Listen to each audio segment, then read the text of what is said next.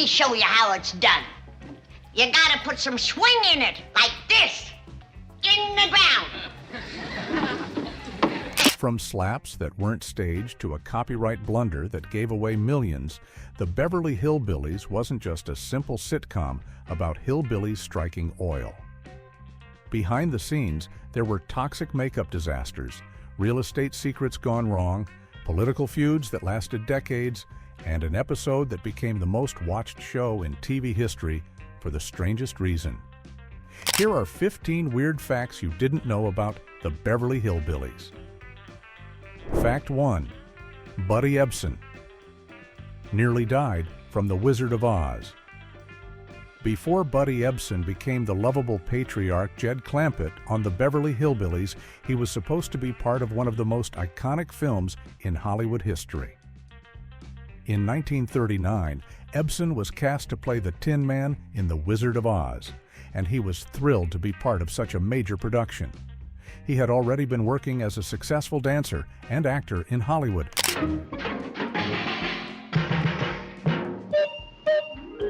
And this role seemed like it would be a huge break for his career. Filming began, and Ebsen started shooting scenes in full Tin Man costume and makeup, excited about bringing the character to life alongside Judy Garland and the rest of the cast. But things took a terrifying turn just a few days into production. Ebsen began experiencing mysterious and severe breathing problems that got worse with each passing day on set. The makeup department had been using aluminum powder to create the Tin Man's metallic silver appearance, and every time they applied it to Ebsen's face and body, he was essentially breathing in fine particles of aluminum dust. At first, he tried to push through the discomfort, thinking it was just part of the job, but his condition rapidly deteriorated until he could barely breathe at all. The situation became so critical that Ebsen had to be rushed to the hospital, where doctors discovered that the aluminum powder had coated his lungs and caused severe respiratory distress. Ebsen spent 2 weeks hospitalized, fighting for his life, while doctors worked to stabilize his breathing. The damage was so extensive that it affected his respiratory system for the rest of his life, causing him ongoing health issues that never fully went away.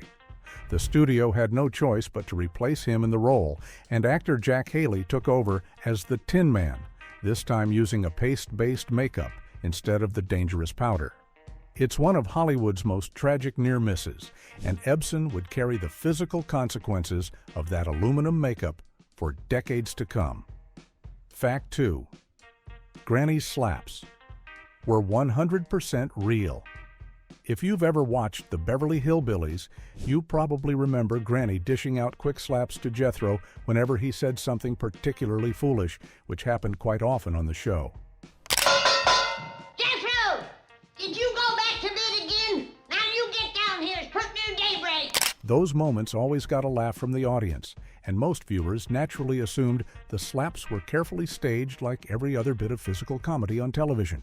But according to Irene Ryan herself, who played the feisty Granny Moses, those weren't gentle stage slaps at all, and she admitted in an interview that she put her full strength into every single smack she delivered to Max Baer Jr.'s face. Ryan was known for being a sweet and professional actress off camera, but when the cameras rolled, she fully committed to playing the hot-tempered mountain woman who wouldn't hesitate to knock some sense into her dim-witted nephew. Max Baer Jr., who played the lovable but clueless Jethro Bodine, was actually the son of a champion heavyweight boxer, so he was built like an athlete and towered over the petite Ryan. Despite the major size difference between them, Ryan didn't hold back one bit, and she would wind up and smack him as hard as she could manage. Baer probably barely felt the impact given his size and the fact that Ryan was a small woman, but the commitment to authenticity was still there. This dedication to real physical comedy was part of what made the show feel so genuine and energetic, even though it meant Baer was taking real hits episode after episode. The slapping scenes became one of Granny's signature moves throughout the show's 9-season run, and knowing they were real adds an extra layer of appreciation for both Ryan's commitment to the role and Baer's willingness to take the punishment. It's the kind of old-school television work ethic that you don't see as much anymore, where actors were willing to do whatever it took to sell the comedy, even if it meant getting smacked around by a tiny elderly woman who was putting everything she had into each swing. Fact 3. John Wayne's fee was a fifth of bourbon. When you think of Hollywood legends, John Wayne is probably near the top of the list, and during the 1960s, he was one of the biggest stars in the world. So when the Beverly Hillbillies wanted to get the Duke himself to make a guest appearance on their show, you'd expect the production would have to shell out some serious cash to make it happen. After all, this was a man who commanded top dollar for his movie roles and was a household name across America. But when the show's producers approached Wayne about appearing in a 1967 episode called The Indians Are Coming, his asking price was shockingly modest and perfectly in character for the no-nonsense cowboy star. The episode itself had a pretty straightforward plot where a Native American tribe arrives in Beverly Hills to discuss a boundary dispute related to the Clampetts' oil-rich land back home. It wasn't a starring role or anything particularly demanding, just a fun cameo that would give fans a kick. When the producers nervously asked Wayne what he would charge for his appearance, fully expecting him to name a hefty sum, he gave them an answer that probably left them stunned. Wayne simply said, "Give me a fifth of bourbon, that'll square it." And he apparently meant it too. The legendary actor wasn't interested in a big paycheck for a quick television appearance, he just wanted a bottle of good whiskey as compensation. It turns out that Wayne was actually a genuine fan of the Beverly Hillbillies and enjoyed the show's humor, which made him more than happy to make a brief appearance for basically nothing. The whole exchange perfectly captures the kind of straight-shooting, unpretentious personality that Wayne was known for both on-screen and off. Here was one of the most bankable stars in Hollywood, and all he wanted for lending his famous face to a sitcom was a single bottle of bourbon. The producers definitely got the better end of that deal, and fans got to see John Wayne share the screen with the Clampett family in what became one of the show's most memorable celebrity cameos. Fact 4. The mansion's secret location was leaked by TV Guide. The iconic mansion that served as the Clampett family home in the Beverly Hillbillies wasn't just a Hollywood set. It was a real estate mogul's actual residence in Bel Air, California. The property belonged to Arnold Kirkeby, a Chicago hotel magnate and art collector who agreed to let the show film at his lavish estate for $500 per day, which was actually quite a bargain considering the mansion's grandeur. But there was one strict condition attached to the deal. The exact location of the property had to remain an absolute secret from the public. Unfortunately for everyone involved, Arnold Kirkeby died in a plane crash before the very first episode of the Beverly Hillbillies ever aired on television. His widow honored the agreement her late husband had made with the producers and continued allowing the film crew access to the estate while maintaining that same strict requirement about keeping the address confidential. The production team did their best to honor this agreement, but as anyone who's ever tried to keep a secret in Hollywood knows, that's easier said than done when you're bringing an entire film crew in and out of a property on a regular basis.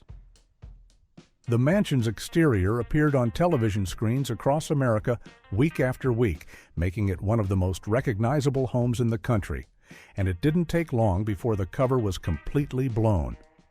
TV Guide, the popular television listings magazine, published the mansion's actual address at 750 Bel Air Road, and suddenly the secret was out for millions of readers to see. Fans of the show began showing up at the property in droves, hoping to catch a glimpse of Granny in the garden, or maybe spot Jethro working on the truck.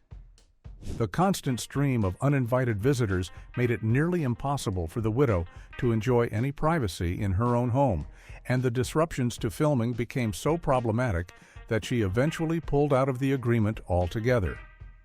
After that, the production had no choice but to recreate the mansion's exterior on studio backlots, and all those beautiful outdoor shots of the sprawling estate came to an end. Fact 5. Max Baer Jr. played his own twin sister.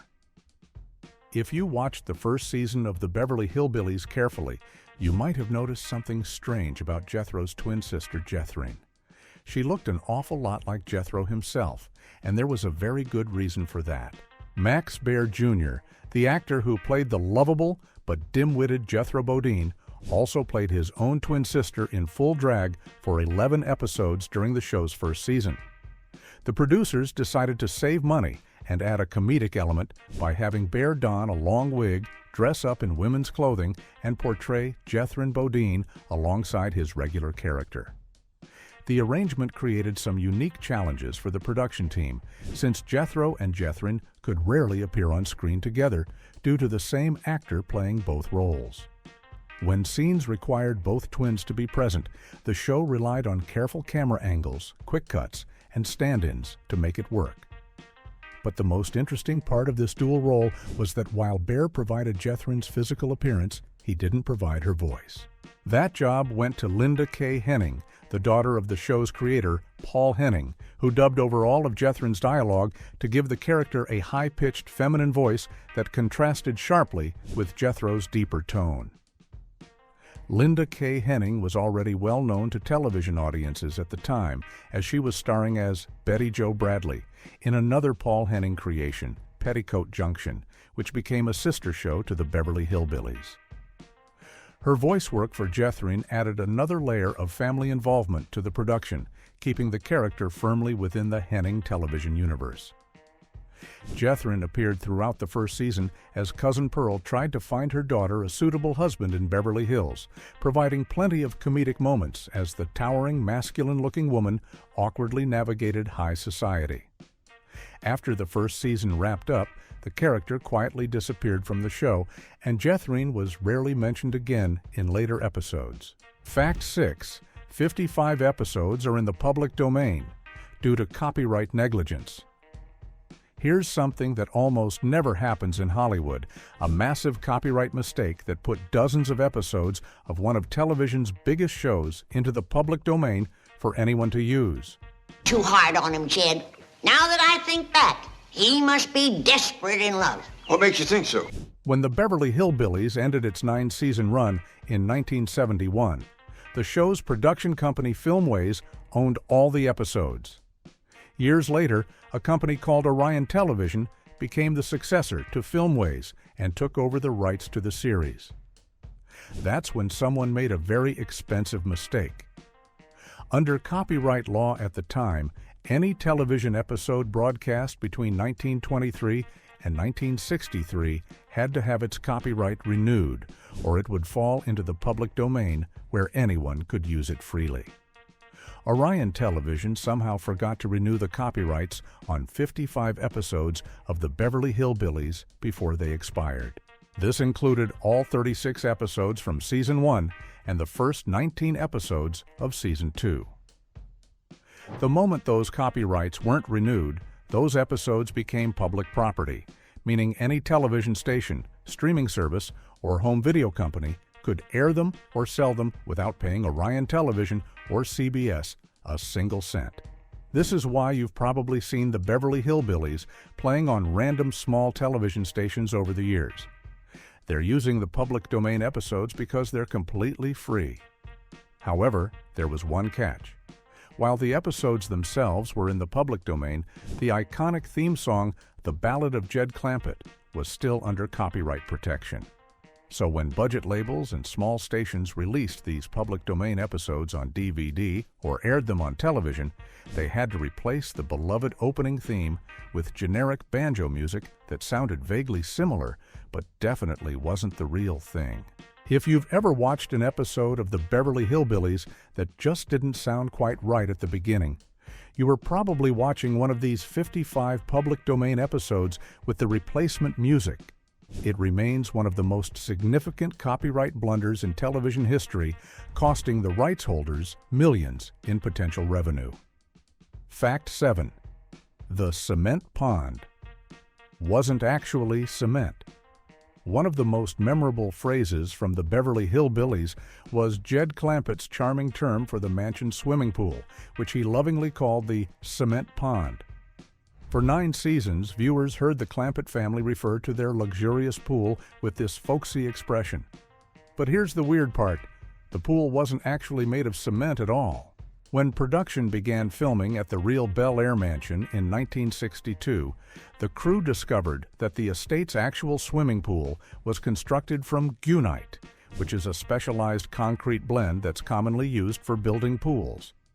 Gunite is sprayed on at high pressure to create a durable shell, and while it's technically a type of concrete, it's not the same as cement.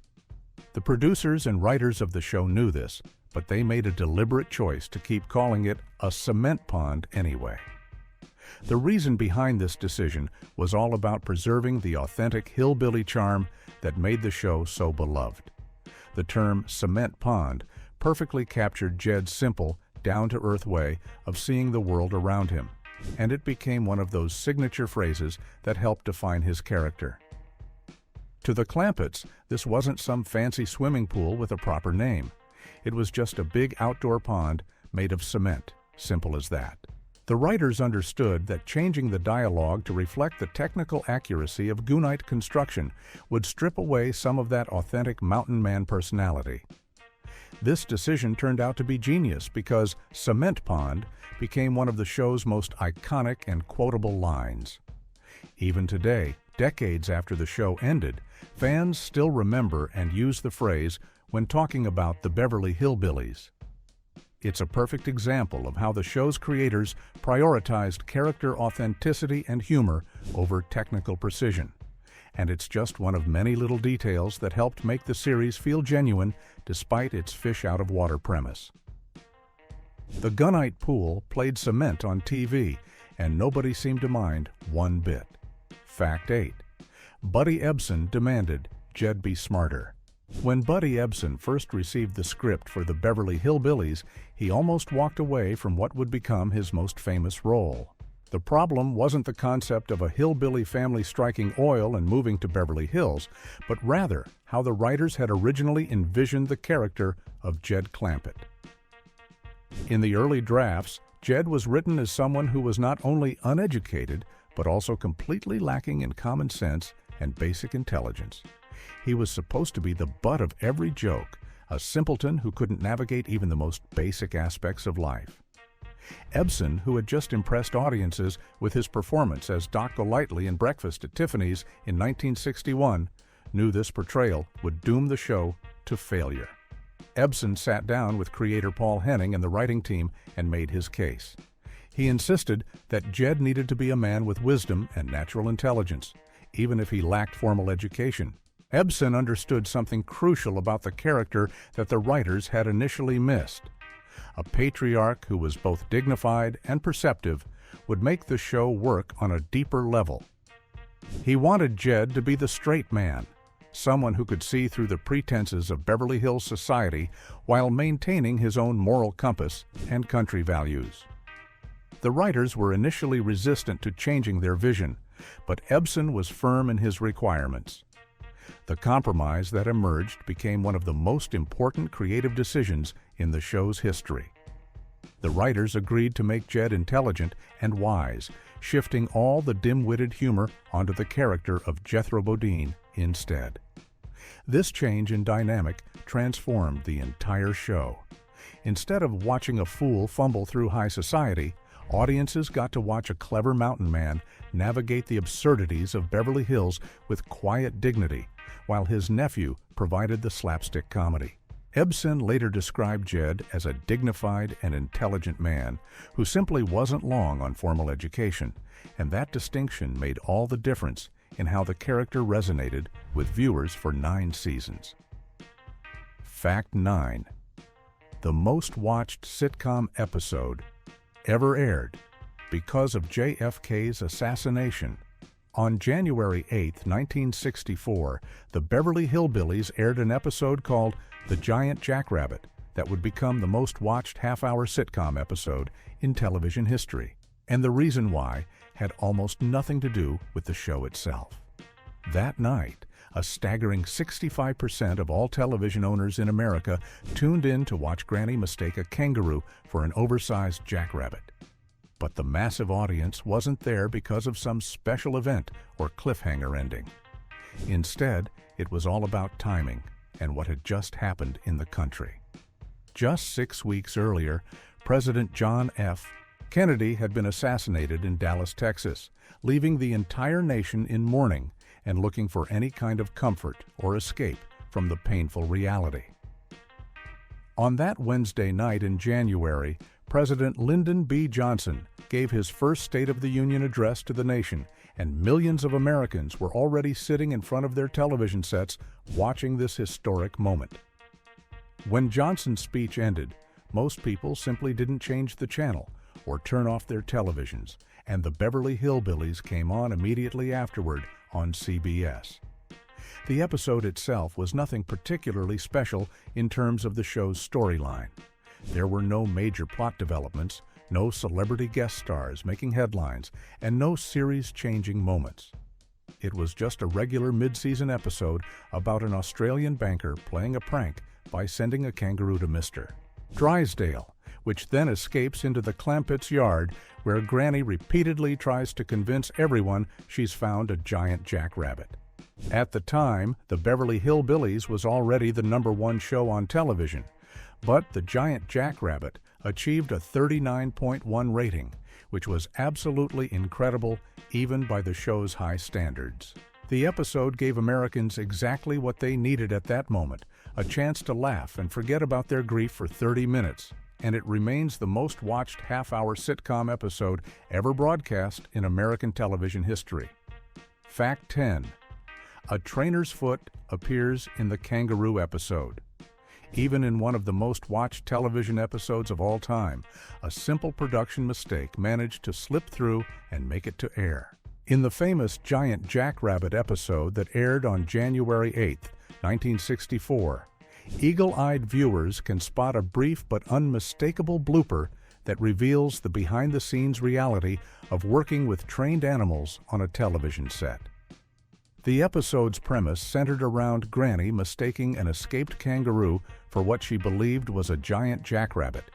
There's a jackrabbit out that high! Leading to one of the show's most beloved comedic storylines. The kangaroo had been delivered to Mr. Drysdale's home as an elaborate prank from a fellow banker, but the animal quickly hopped away and ended up in the Clampetts' yard.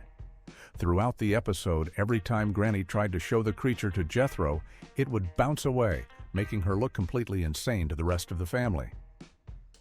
The blooper happens during one of the kangaroo's first appearances in the episode. When the animal hops up to the Clampetts' back door, viewers who look carefully at the lower left corner of the screen at around the 9-minute and 2-second mark can clearly see a man's foot briefly appear in the frame.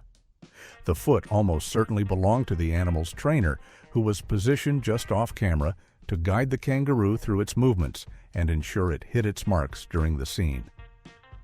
This kind of mistake was much harder to catch and correct in the early 1960s, when television shows were filmed without the benefit of digital editing or the ability to easily review footage on monitors during production. The fact that this blooper made it into the final cut of what would become the most watched half-hour sitcom episode in television history makes it even more remarkable. Despite the visible error, the episode's charm and comedy remained completely intact, and the kangaroo scenes still delighted millions of viewers who were simply looking for a lighthearted escape during a difficult time in American history. Fact 11. Donna Douglas sued Mattel over an Ellie Mae Barbie. Years after the Beverly Hillbillies ended, Donna Douglas found herself in an unexpected legal battle over her most famous character.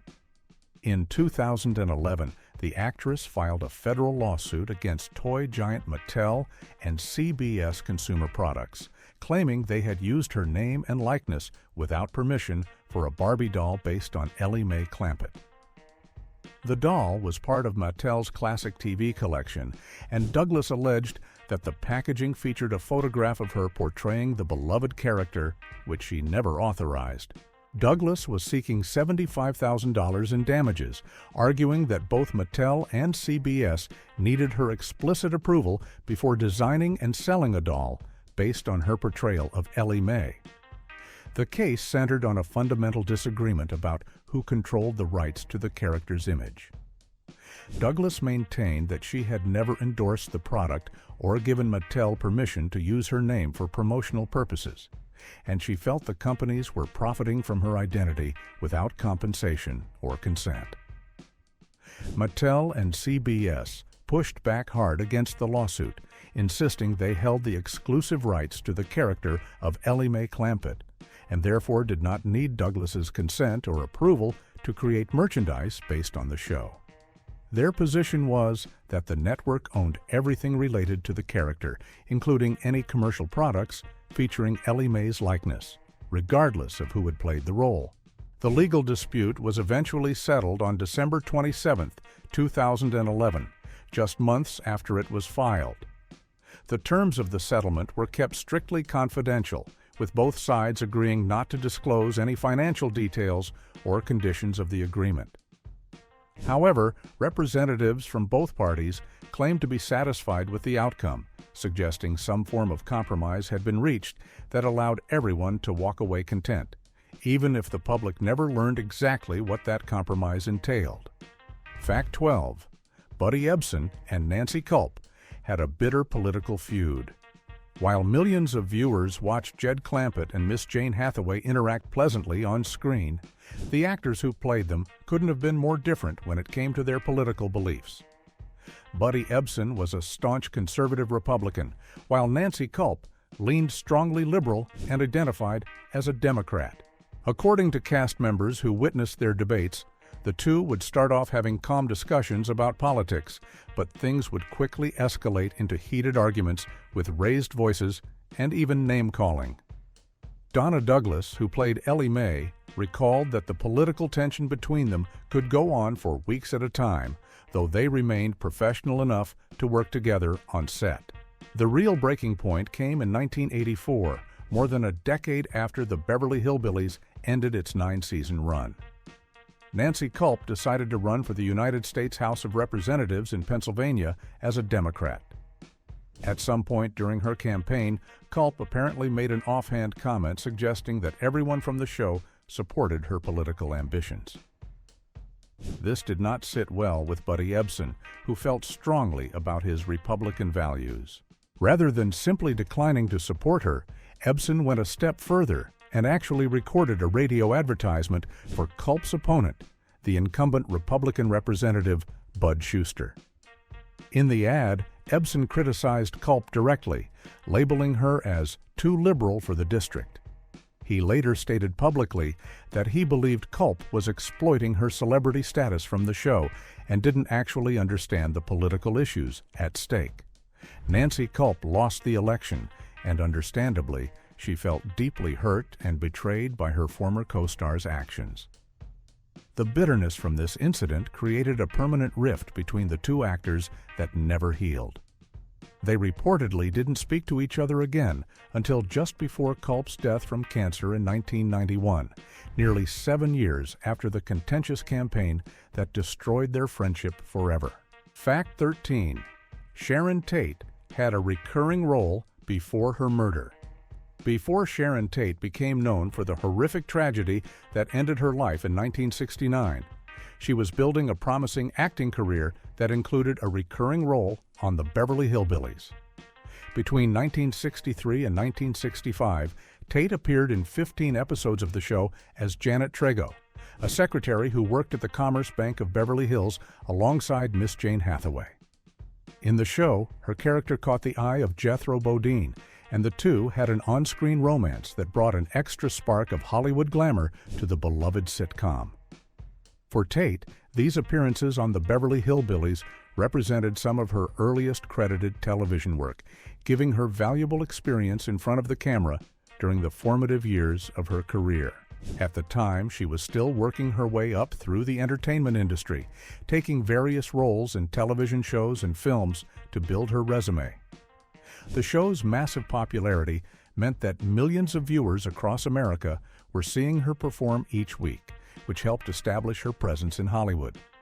The role of Janet Trego showcased Tate's natural charisma and beauty, qualities that would later lead to more prominent roles in feature films. Her time on the show overlapped with the series' peak popularity when the Beverly Hillbillies was regularly pulling in some of the highest ratings on television. Working alongside established actors like Max Baer Jr. and Nancy Culp gave the young actress important experience that would serve her well as her career continued to develop. Tragically, Sharon Tate's life was cut short on August 9, 1969, when she was murdered by members of the Manson family at her home in Los Angeles. She was just 26 years old and 8.5 months pregnant at the time. Her appearances on the Beverly Hillbillies remain a poignant reminder of the talented young actress she was and the promising career that was stolen from her far too soon. Fact 14. The show was almost set in New York instead of California. When creator Paul Henning was first developing the Beverly Hillbillies, he had a very different location in mind for the Clampett family's new home. Instead of sunny California with its swimming pools and movie stars, Henning originally considered sending Jed and his clan to the Big Apple, New York City on the East Coast. The concept would have still followed the same fish-out-of-water premise, with the rural Ozark family striking oil and moving to a sophisticated urban environment. But the entire cultural clash would have played out against the backdrop of Manhattan rather than Beverly Hills. The decision to pivot from New York to California came down to one very practical consideration: money. Henning ultimately determined that filming in New York would be far too expensive for the show's production budget.